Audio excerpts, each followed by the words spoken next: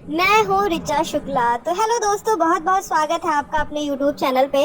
आज मैं specially UP RO ARO के बारे में आपको बताऊंगी, बुक्स कुछ बताऊंगी। तो सबसे पहले मिलिए हमारे लाइब्रेरी के कैबिन से, जो पर्सनल मेरी कैबिन है।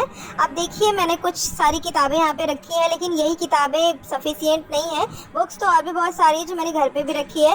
ये मैंने साइड में वर्ड मैप लगा के रखा है, जब ज्योग्राफी पढ़ने लगो तो ये चीज़ें बहुत समझाने के काम आती है। और इधर इंडिया मैप भी वैसा ही काम करता है ना।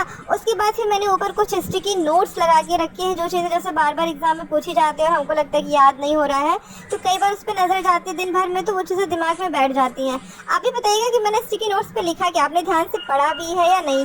फिर एक बार मैं आपको अपना कैबिन दिखा रही हूँ। कैबिन में मेरी बोतल, पेन्स और टैबलेट, हाइलाइटर्स, ये सब सारी चीज़ें हैं। उसके बाद मैं आपको लेके चलती हूँ उस बुक की तरफ जिसके बारे में मैं आपको आज सच में बताने वाली हूँ।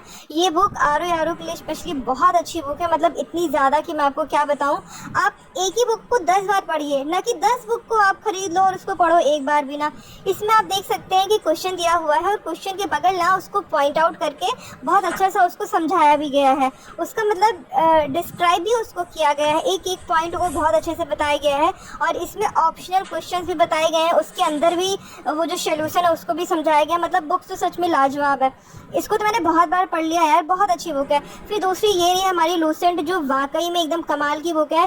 अगर कोई लूसेंट सच में कभी डीप में नहीं पढ़ा ना, तो एक बार पढ़िएगा, इतनी मज़ा आती है इसको पढ़ने में, इतने अच्छे से समझ आता है यार ये। और ये दो बुक अगर आपने 30, 40, 50 बार, जितनी बार आपको हो सके आप पढ़ लीजिए, आपको ना मतलब आरो निकल जाए तो मेरा नाम नहीं यार। और पता है, ये कुछ मेरे नोट्स हैं जो मैंने मतलब खुद के हैंड रिटन बनाए हुए हैं। और कभी कभी क्वेश्चन मतलब पेपर में क्या रहता है, वन लाइनर चीज़ें पूछ लेते हैं, तो हमको हमारे नोट्स से ही बहुत जल्दी हमें ईजी मिल जाते हैं। तो इसलिए मैं ऐसे वन लाइनर नोट्स मोस्टली बनाती रहती हूँ। इससे क्या रहता है कि चीज़ों का रिवीजन भी हो जाता है और हमें सारी चीज़ें पता भी रहती हैं, क्योंकि हमारी हैंड रिटन नोट्स हमारे दिमाग में जल्दी बैठती हैं, है ना, ये सारी चीज़ें। उसके बाद मैं चलती हूँ, मैं आपको एक बहुत छोटी चीज़ से मिलवाना चाहती हूँ। ये है मेरी टारगेट डायरी, जिसमें मैं रोज़ टारगेट लिखती हूँ कि मुझे फाइनली आज जाके करना क्या है। मैं मतलब ऐसे 2 डायरी तो मेरी भर चुकी हैं, मैं उसको भी कभी आपको दिखाऊंगी।